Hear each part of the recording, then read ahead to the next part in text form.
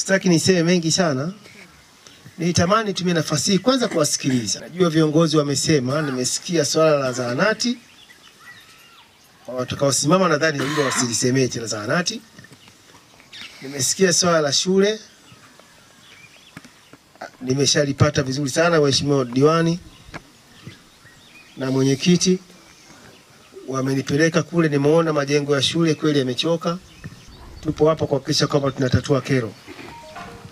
Niseme kwamba walimu, uhaba wa walimu na ufahamu. Na serikali iko makini sana, imetupa jukumu kubwa sana kuhakikisha kwamba tunaweka msawazo. Kwa kawaida tunaangalia walimu tuliopewa na serikali. Kila mwaka serikali yetu sikivu inaleta walimu wapya wengi. Na sisi tunapata mgao wetu kama halmashauri ya wilaya ya Kondoa, tunawagawanya.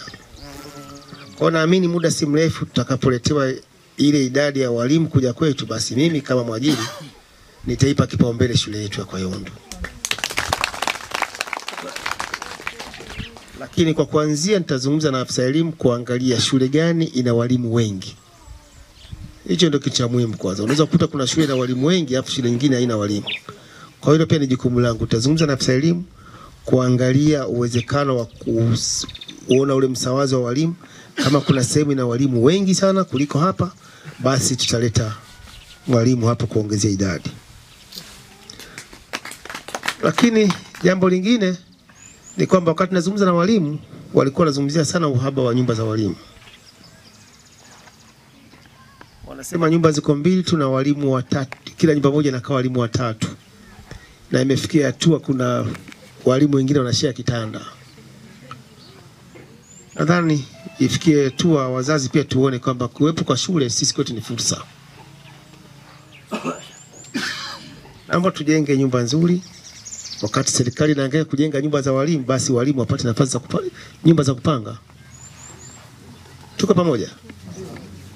Walimu wameondoka majumbani kwao. Wengi sio wa hapa Kondoa, wengine wametoka Mbeya, wengine wametoka maeneo mbalimbali. Wameacha wazazi kwa maana yake wazazi wao sasa hivi ni kina nani? Ni sisi tuliokuwepo hapa. Ninyi mtakiwa mfanye jukumu hilo kama wazazi.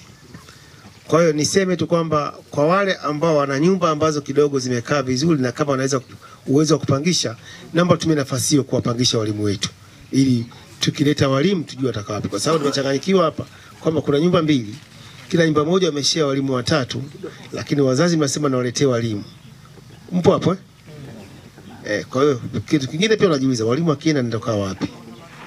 Asije akaja ukaa darasani matokeo yake watoto kaondoa. Kwa hiyo wazazi tujipange, tuone mazingira yao kwamba uwepo kitendo cha kuwepo shule hapa maana ni fursa. Jenga nyumba nzuri, pangisha, utapata pia kipato. Si ndivyo? Lakini nilipata changamoto ya madarasa chakavu katika shule ile. Lakini niseme tu kwamba serikali yetu inaleta madarasa 3 mwaka huu.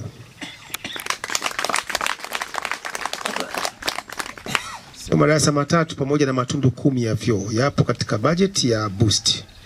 Kwa hiyo tupo makini, mna diwani makini, lakini niseme vivyo kwamba mnyonge mnyongeni haki yake mpeni. Mheshimiwa mbunge wenu anapambana sana.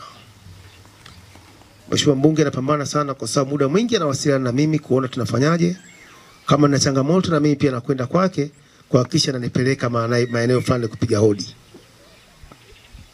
Mumuombe sana apate umri mrefu. Jamani, twende haraka haraka. Twende zahanati, kuna fedha milioni 5 ambayo imeahidiwa kuja hapa kwa ajili ya kupiga upauaji.